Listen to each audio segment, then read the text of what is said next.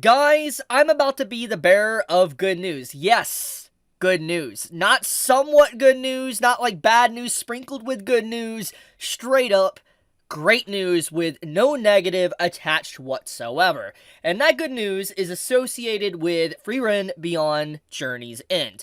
Now, this could be the first time you've ever heard of this series, and if it is, do not worry, I will clarify and I will explain why you need to keep this series on your radar.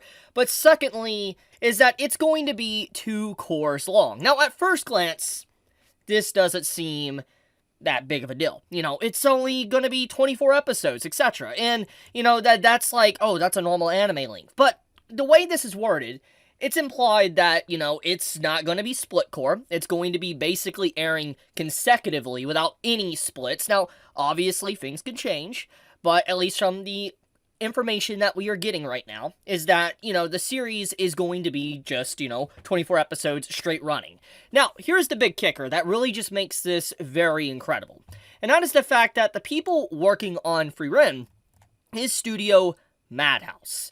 Now, this studio, in particular, is obviously a well-known studio, but there could be some that are newcomers to the anime industry in the last 5 or so years that might actually be completely unaware of what Studio Madhouse is capable of and what they have worked on over the years. And let's take a look at their track record here, okay? I mean, obviously they're working on Frieren, that's coming out, but I mean, they've worked on Yamada, they've worked on Overlord, they've worked on Sunny Boy, they've worked on No Guns Life, they've worked on Aka 13, Chihai Furu, they've worked on, you know, just a bunch of stuff like Boogie Pop, Overlord Season 3, they've worked on Card Capture Sakura, they've worked on No Game No Life Zero, they've worked on a bunch of series, like One Punch Man Season 1, not 2, Season 1.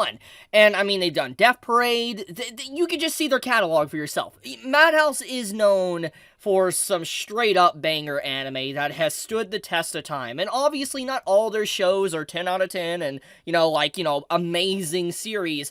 But Madhouse has obviously built quite a record over the years. Now, obviously, this does come down to the staff that works on it.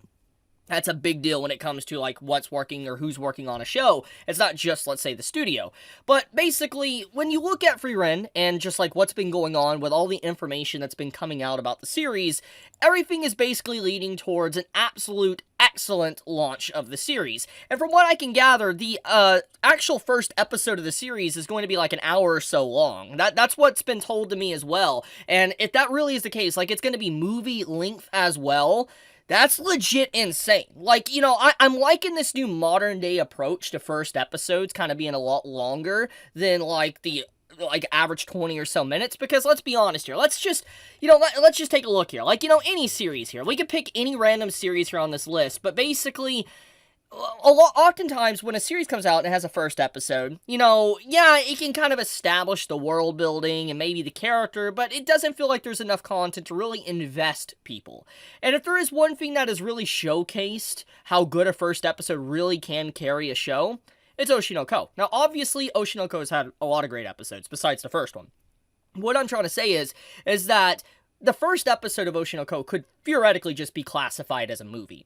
And it was so good, and it trended so hard, that it got so many people to jump onto the series and finish the series and jump onto the manga.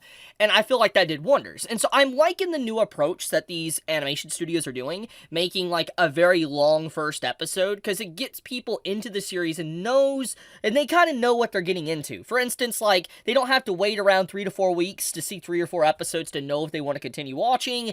They could just straight up watch an hour and a half, an hour long episode, and they're like, okay, this is good. I definitely want to continue. And I feel like Frieren, as a series, legitimately will benefit from that. It will benefit from a very long and extended first episode. So, just straight up, great news all around. Like I said, a 2-core series.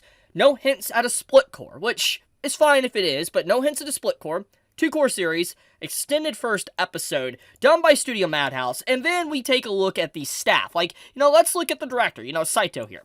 Saito is quite a director. I mean, you could just see, like, he's worked on Wonder Egg, he's worked on Gamers, he's worked on Oshinoko, as I was just talking about, Bocchi the Rock, I mean, Taktop, you know, he's a pretty good director. He is definitely not a small-name director within the industry. He has worked on some pretty important shows, so to speak, at least in the last, decade or so, or less than a decade. He's worked on some big titles. I mean, hell, he's even worked on, like, Mob Psycho Season 3, so it says enough about that.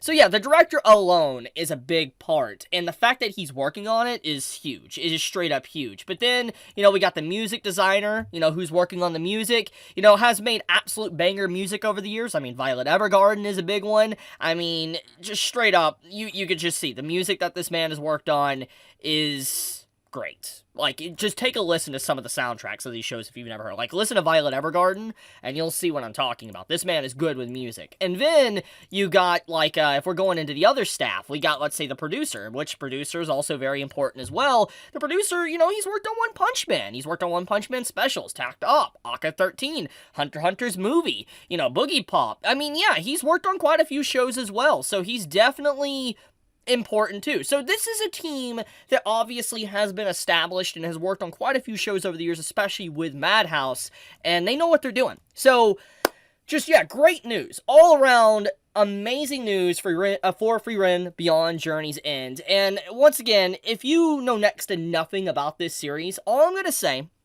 is that this is a traditional fantasy. This is not a reincarnated series. This isn't a isekai or a VR, a character transported to a VR game or whatever. No, it's nothing like that. This is a traditional fantasy story that takes place after the events of the main story. For instance, imagine, the epilogue of a story, and you're always wondering, what happened to those characters after they defeated the Demon King? That is what this story is about. So, I really recommend it, and just sit tight, because obviously in a few months from now, in September, we are going to be able to watch this. So I wanted to bring this news to everybody, because I know a lot of people are excited for this, and there's some people that might be completely unaware of it, and so, wanted to be a very good news. Anyways, be safe, stay healthy, subscribe if you like my videos and want more content, and also leave a like if you enjoyed the video. Be safe, stay healthy, Chibi out.